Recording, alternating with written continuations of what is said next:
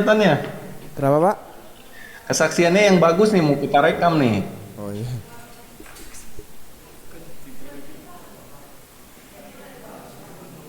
Ayo mulai. Oke. Eh, Selamat pagi teman-teman. Ya, saya mau memberikan kesaksian tentang bagaimana saya menginjili seseorang melalui.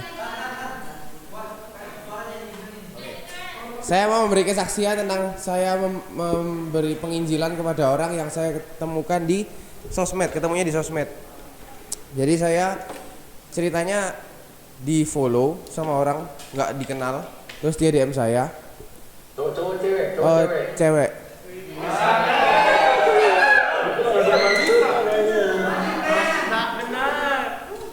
Ya. Dia orang agama tetangga sebelah. Terus dia sering posting-posting di storynya. Postingannya itu bersifat sedih, bersifat depresi dan lain-lain. Jadi saya melihat melihat postingan-postingan dia ini gatal dengan saya, pengen ngomong. Pengen tanya kenapa ini kok bisa kayak gini. Jadi saya beneran tanya, terus dia mulai membuka diri.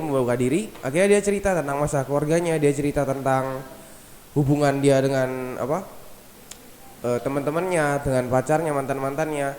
Dia mulai cerita banyak, dia membuka diri. Akhirnya saya pun menjawab. Pertama bukan dengan ayat Alkitab atau bukan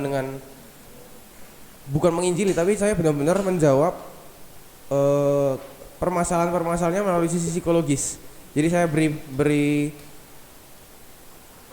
advice yang benar-benar duniawi lah, bisa dipakai sama orang-orang semua kalayak, tidak berhubungan dengan agama.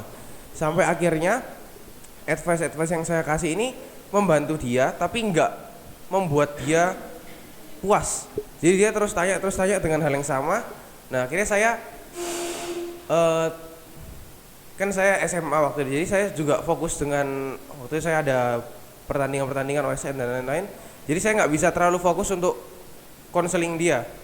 Akhirnya saya cuman tiap kali dia tanya, saya nggak lagi menjawab dengan penjelasan yang panjang, tapi saya cuman kasih ayat-ayat Alkitab, kutipan ayat-ayat Alkitab dari Amsal.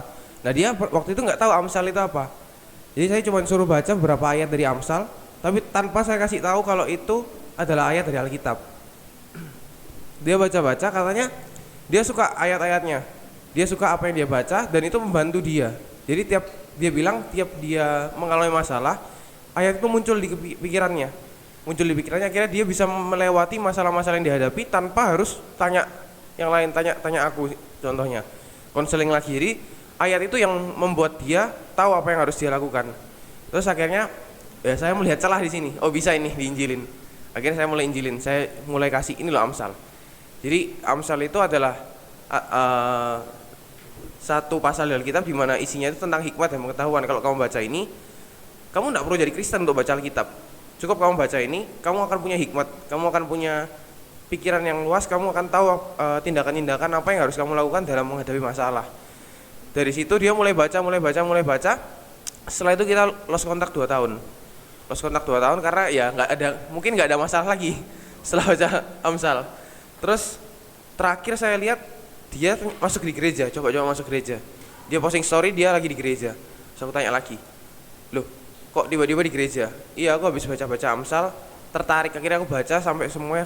Sekarang dia waktu saya tanya itu dia sudah baca semua ayat di perjanjian baru. Jadi dia sudah selesai perjanjian baru, tinggal perjanjian lama.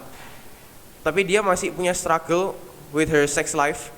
Jadi walaupun dia udah masuk Kristen, tapi dia punya struggle with her sex life. Jadi masih aku konseling sampai akhirnya dia benar-benar paham apa itu Kristen, apa itu menjadi seorang pengikut Kristus.